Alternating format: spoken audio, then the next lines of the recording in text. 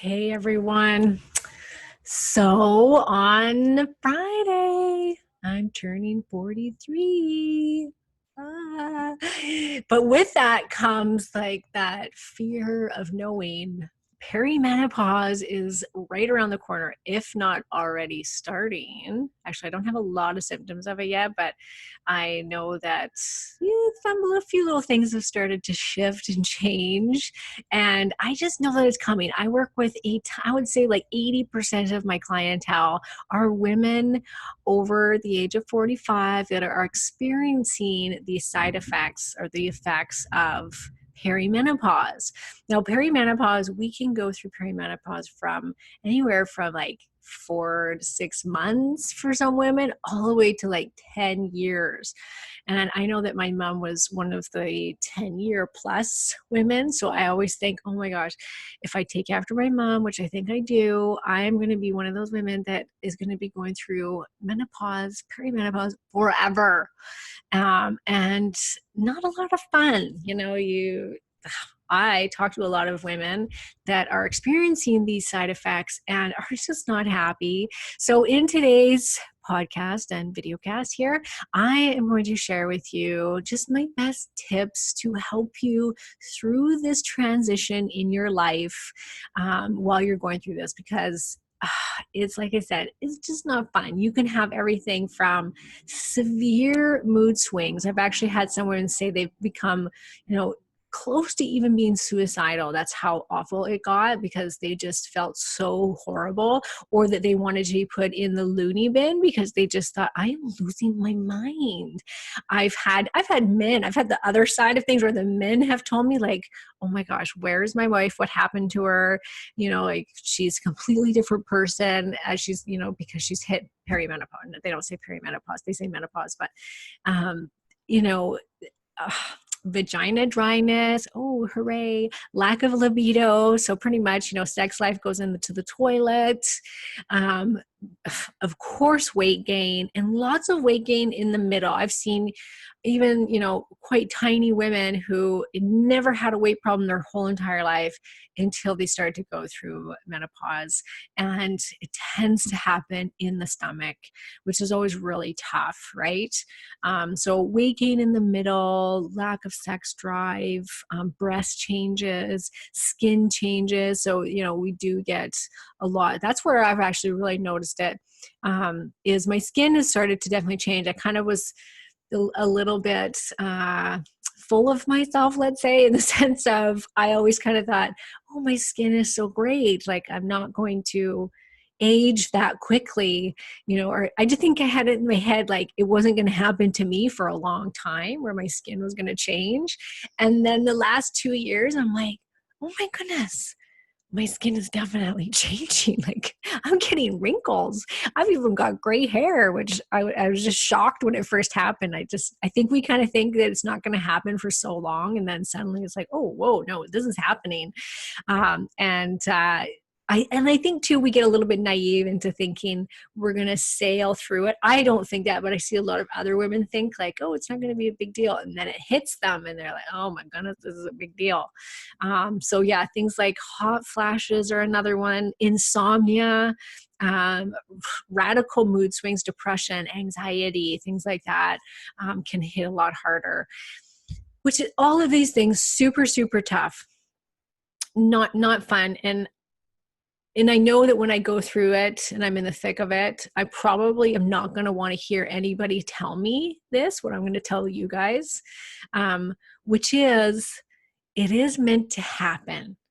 And there is a way that could be, we tend to think of it kind of like our periods, that kind of attitude about it, which is almost shameful, almost like, oh my gosh, I don't want this to happen to me. I don't want to age.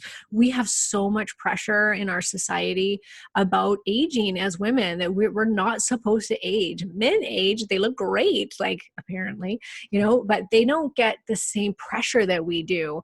Men are ruggedly handsome when they've got more wrinkles and gray hair. And, my husband's like full on gray. He's younger than me. He's full on gray, has way more wrinkles. And I think he looks great.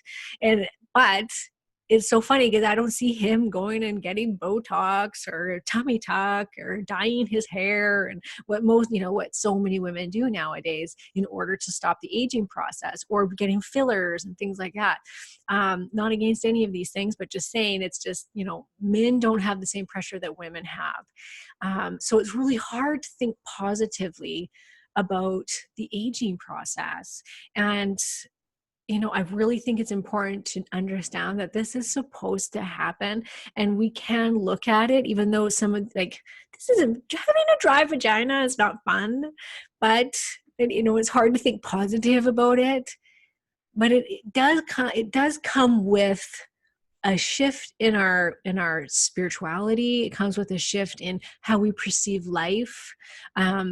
It comes with understanding our body, like getting into and understanding our body more, and understanding that yes, we're aging, and we need to take care of it. So I see a lot of women that really do try to start taking care of their bodies more, and their diet more, because things are rapidly changing. And so the focus becomes more on us. I feel for the first time in some women's lives, the focus becomes on them, right? We spend our whole lives taking care of kids, taking care of partners, getting the career and looking after all of these external things. And women tend to put all their energy on all of that and not so much on themselves and taking care of themselves. And so I feel like this is a real shift in how we're perceiving ourselves and how we start to look after ourselves. And they call it one of the pagan, I want to say pagan, I don't know if that's what it is, but when women are going through this transition, we become the wise women. That's what they call. I think it's paganism. They call us the wise women when you're shifting into that part of your life where you no longer have your period, you're no longer fertile. We become wiser. And I really think that we do. I think it is that I see that happening to women. And so it can really be embraced, and you can either fight it, or you can say, okay, what does my body need at this time? And start to focus on that. Okay. So, I want to say that first, and really encourage that is, instead of fighting it, look at it from a different perspective and say, what does my body need? How can I take care of myself better? Because that's a big part of even the symptoms that we're getting. I'm going to get into this. I'll get into it right now, but our hormones start to drop immensely when we start to age, right? As we get into our 40s and early 50s, the hormones really start shifting, and the amount of progesterone and estrogen that our ovaries are making starts to drop. And interesting enough, our adrenals, which are that sit on top of your kidneys that produce all the cortisol, all the stress hormones, though they start to take over producing the little amounts of progesterone and estrogen that we still keep producing even as we go through perimenopause and get into menopause. So if the adrenal system is taxed, which means if you're highly stressed out and running around and trying to do everything at once, and you're not taking care of yourself, that cortisol production and your adrenals trying to produce the cortisol, your body will always go there first, because that's your survival hormone, which means you're not left to make enough of the progesterone and estrogen. And so they say that that's one of the reasons why North American women have such horrible perimenopause symptoms, is because we're so highly stressed out that when we're going through this phase, when our adrenal system is supposed to start producing the estrogen and progesterone, that it has a hard time, and that dysfunction becomes that much more exaggerated because our adrenals are too busy making the cortisol. So it's forcing you to slow down, or trying to force you to slow down and to start taking better care of yourself and become less stressed, so that your body and the hormonal balance that it should be having at this time can happen. And you'll see that's why, I mean, who knows, maybe they just didn't talk about it, but in the generations before us, there wasn't a lot of talk about these horrible perimenopausal symptoms, right? If you look in different cultures, they have, like, I remember watching a documentary about Asian women and how they literally have no perimenopausal symptoms. There's no weight gain, there's no hot flashes, nothing. And so it's like, okay, what are these people doing that we're not doing? And that's one of them, you know? So not to say that, I mean, I'm sure there is tons of places over there where women are highly stressed out as well as we are here. But I just thought that was quite interesting. So number one, as far as helping to ease your transition, I should say number two, because number one is trying to look at it from a different perspective and trying to honor what your body's going through. Number two is, of course, the hormones and the stress. Okay, so the stress, we need to take care of the stress. We need to lower our stress down. We need to start taking care of ourselves and supporting that stress system. Okay. And then, of course, as far as the hormones go too, that should be your number one intervention, is going and having your hormones checked, especially if you're in the beginning phases, instead of trying to guess because we're all going to lose different amounts of hormones. And instead of guessing, it's really a good idea to go and see exactly which hormones might be having the problem, right? Like maybe your estrogens, dropping, maybe your progesterone's dropping. Now, what tends to happen is progesterone will drop by about 75%, which is quite a bit, and estrogen will drop about 25%. So that imbalance between the estrogen and the progesterone can cause a lot of issues. It can cause heavy bleeding for some women, and really irregular periods and quite frequent periods. So you start getting your period more and they become heavier. This is because it's what they call the estrogen storm that happens. And that's because the progesterone drops and the estrogen doesn't drop as much. And now we have this estrogen dominance happening in the body. And so getting your hormones checked and seeing, okay, where are they at? What do I need to address? I've seen some women that have super low, both estrogen and progesterone. And at that point, you want to maybe address it with some bioidentical therapy. DHEA, which is a stress hormone, and what they call the anti-aging hormone too, that tends to get low as we age. I've seen women with low testosterone, which will really affect their sex drive. That starts to get low. So it's so important, I feel, to get that estrogen, that whole panel done, and just see where you're at and start doing it. You know, by the time you hit 40, most women, we start to feel the hormonal change. In our late 30s, this is quite typical now. So, you can start then, and then, especially if you're feeling hormonal. And then after that, just every, year to 2 years, getting that hormone test done, until until you're in menopause. And they classify menopause as you haven't had a period in a year. And then you're considered through the perimenopause. And like I said, that can be anywhere from 4 to 6 months to 10 years. But it's 1 year without a period. You're technically now menopausal. So having your hormones checked throughout that time, throughout the either 6 months to 10-year time, is a good idea. So you can address what it is your body needs at this time. So hormone testing 100% while you're going through this to help ease that transition. Number 3 is, of course, diet. We have to address the diet in the sense of what may have worked for you before may stop working for you when you start to go through these hormonal shifts. And it's really about finding, okay, what's going to work for me right now? One of the best things I've seen is definitely the ketogenic diet for women going through perimenopause, and for a number of reasons, but it does really stabilize blood sugar, which can help with cortisol levels, which then helps take the strain off the adrenal system. All the really high amounts of good fats is great for your skin and for anti-wrinkle.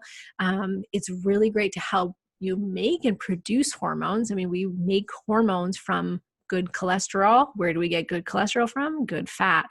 So having all that like healthy, good fats in the diet can really help with the hormonal transition. I have had countless women who have started the ketogenic diet with me who said that all of their hot flashes went away. which is amazing, right? Like amazing. So it can really help with these things by changing what you're doing. Like you may have been a healthy eater and you may have always exercised, and then suddenly going through these shifts, your body starts to gain weight. You're, like I said, what was working might not. And so it's really good to be open-minded to switching your diet. You may need to be lower carb, you may need to have higher carb, but just being open-minded to shifting it, because your body's now changing, is not the way it used to be. And so it's about kind of finding where it is now, what your body can handle. But yeah, keto is probably one of the best places to start while you're going through this period of time. I do have a Intro to Keto for Women's Hormone Health program online that you can join anytime. We do live ones as well. But that gets you through all the different hormones, as well as introducing you to the ketogenic diet and what it's good for and how to do it properly. It comes with a meal plan. But that's a really great place for women to start. I would say probably 80% of the people that purchase the program are in the perimenopause phase. So you can go check that out at KarenMartel.com. So diet, I'm going to say keto is probably my favorite for women that are going through this time in their life. Okay. And then number 4, I would say supplements. So supplements and medication are going to be your best friend during this time. And there's lots of controversy about the medication side of things. What I have found in my practice is the bioidentical hormone therapy, so bioidentical progesterone. So bioidentical is different than synthetic estrogens, progesterones, different hormone therapies that a doctor may prescribe for you. They are, man-made, they're synthetic, and they cause a ton of horrible side effects. So I really try to stay clear of those as much as possible. Bioidentical it's produced from something natural. It can come from an animal, it can come from a plant, but it's something that's more naturally derived and it mimics our own production of that hormone. So studies have shown that bioidentical progesterone, for instance, is really good at actually combating and preventing breast cancer, unlike things like the hormone replacement therapy that's synthetic, which can actually cause or promote breast cancer. So I'm a strong believer in the bioidentical route and not the other route. So when it comes to this time in our life, our hormones are dropping, and that's totally natural. It's supposed to happen. So some people feel that, well, why are we then putting bioidentical hormones on us when we're naturally supposed to be lowering these levels? And that's really about making this with as little as suffering as possible. And bioidentical hormones can help with that. Like I said, it's not normal for us to have all these symptoms. So we're kind of treating it in a not normal way, but it's also not normal for us to have all these symptoms. If we had no symptoms and we sailed through perimenopause, then I would say don't touch the bioidenticals. You don't need to.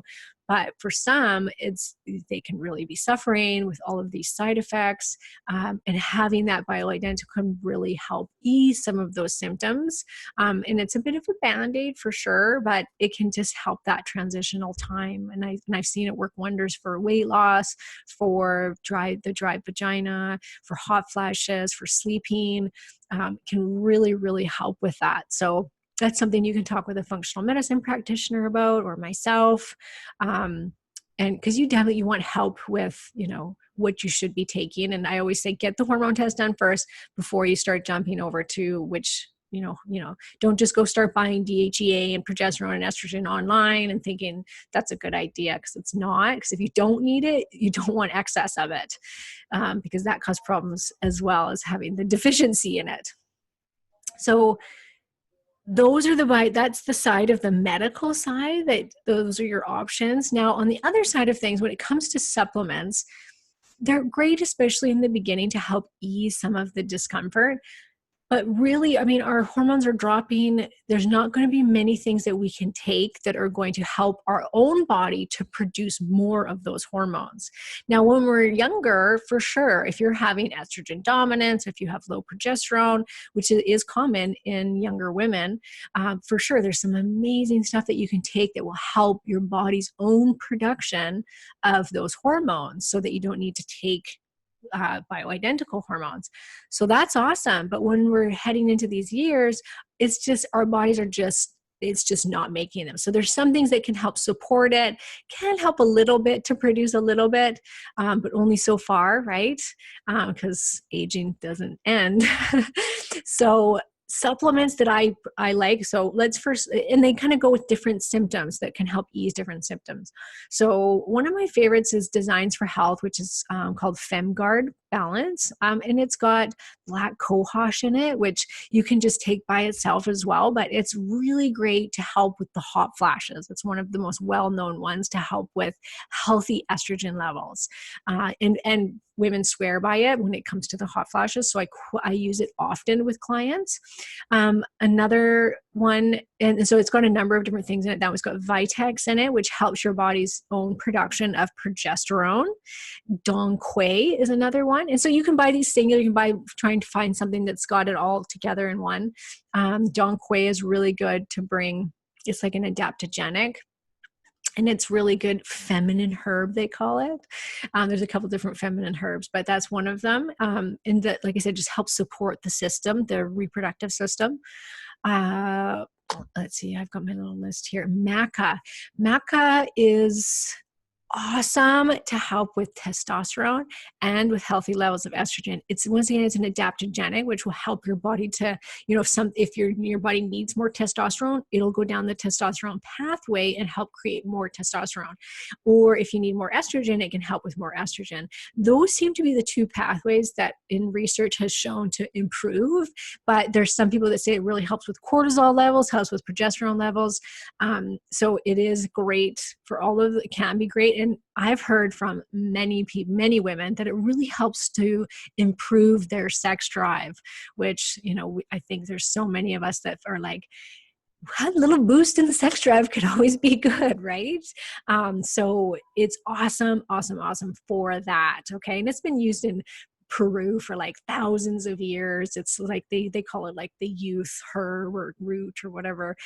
It's a root, but yeah, so it's awesome. So maca, sleep medication, because sleep definitely tends. Now, bioidentical progesterone cream taken, rubbed into the skin before bed has been shown to really help with sleep. And that's because it actually reacts on what's called the GABA receptors of your brain, which is what helps induce sleep. So putting on a little progesterone cream can definitely help sleep.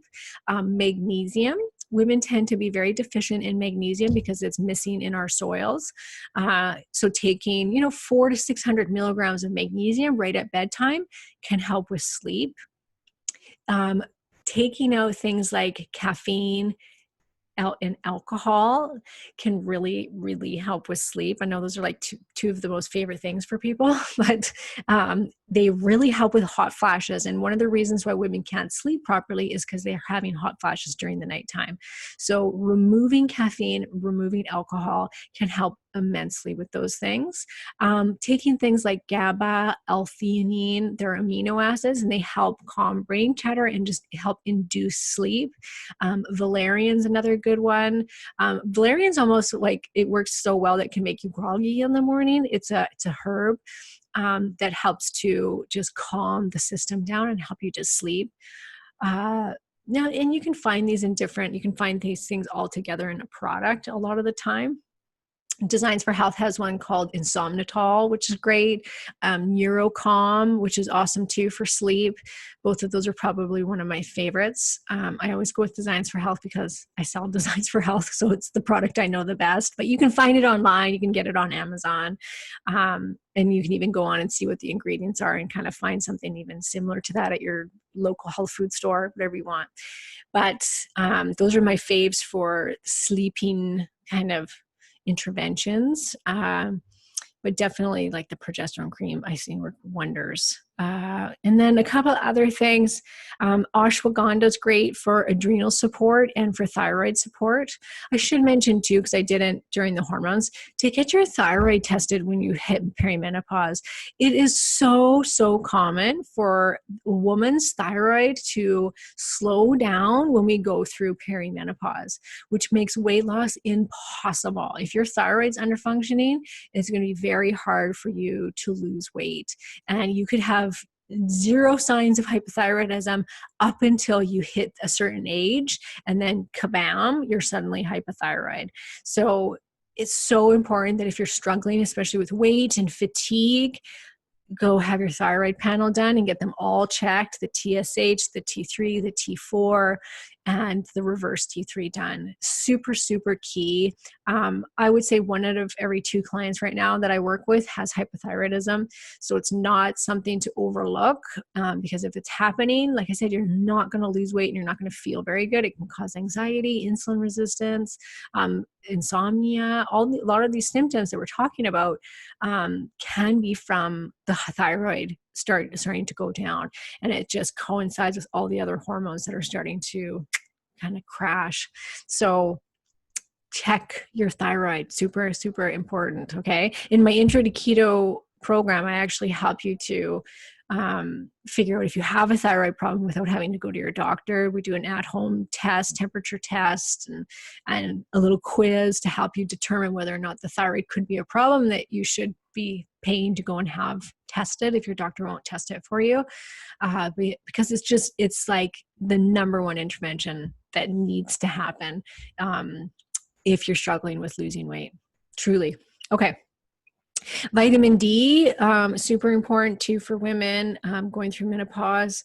The ashwagandha is great because it helps with the adrenal system, as well helps with your thyroid function as well. I've seen it help women to sleep. It really helps with anxiety. It's an adaptogenic herb. So my favorite brand is the Purica ashwagandha.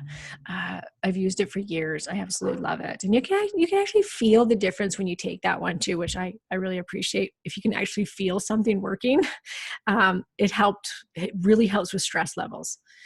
Calcium D-glucarate is great because it will help to break down as bad estrogens. And because we have that estrogen storm happening, we really do want to try and clear out as much of excess that we have out of the system. So calcium D-glucarate will help to break down estrogens in your gut, which is really important. Same with D-indole methane. It will bind to bad estrogens and pull them out of the body. That can really help with women. They're really two of the really strongest estrogen detoxers that are on the market. Definitely some of my faves. So those are a few, of my favorite supplements for this transition. And like I said, you can find ones that have it. FemGuard Balance by Designs for Health. Lorna Vanderhoog has one called, now what is it? I know she's got an Smart one, and then a Smart, maybe is it called? Smart? Yeah, Smart. Hers has a number of different things in it. It's got black cohosh in it as well, but you can find these ones that have a combination of stuff in it. Okay, and then as for exercise, right? So what is best for women during this time that's going to help with weight loss and just help with all of these symptoms? And so a couple of my absolute faves, one would be yoga, right? To help with everything, the adrenal system, the hormonal system. It acts on every part of our body. It helps you to relax, lets go of the stress. It's moving meditation, helps you connect with your body, quiet the mind, all those amazing things. And when you get into yoga, it's really, truly transforming. So yoga, high intensity interval training.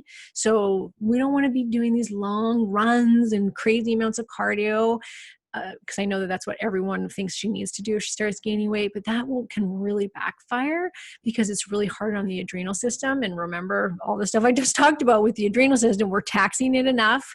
We don't need to tax it farther because that will then cause more symptoms of perimenopause. So high intensity interval training, so little spurts of sprinting or little spurts of high intensity exercise, is awesome, and it has actually shown to help burn fat for up to 24 to 48 hours after you're done. Unlike a straight stretch of cardio, which as soon as you're done, you've stopped burning. And weights, putting muscle on, super important. It also is going to help you prevent osteoporosis.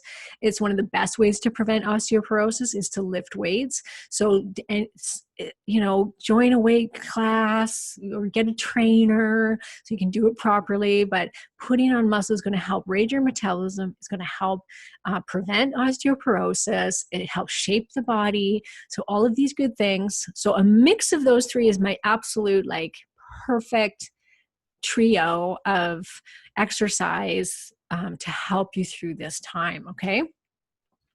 And then last but not least is lowering inflammation as we age. So you can lower inflammation by doing all of these things I've just talked about.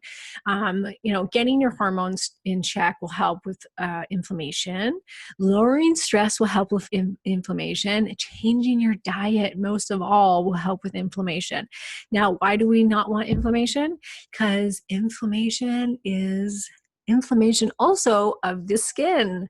So I've always prided myself on my good skin, and I think it's because I eat so well and I don't eat inflammatory foods, which then inflames the skin. And not only that, if you're inflamed all the time, no, you cannot lose weight. You're going to feel horrible. Your gut's going to be in terrible shape. Your cortisol is going to be affected. Your blood glucose is going to be affected. So all of that inflammation of the brain causes Alzheimer's.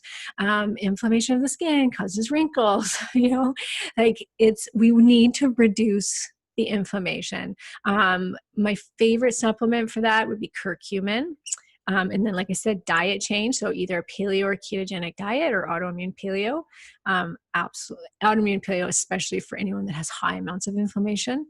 And in turn, that's going to help. It's like a waterfall effect all through the body hormonally. So lowering inflammation, super important. Okay, so that's it for today. I hope that helps. Have questions about menopause, about symptoms that you're having? Do you need help with it? Then comment below wherever you're watching this or listening, or go on to any one of my pages and forums and websites where you can comment, and I'll be sure to answer you. Okay. And you can also just check out the Intro to Keto for Women's Hormone Health. It's such an incredible program.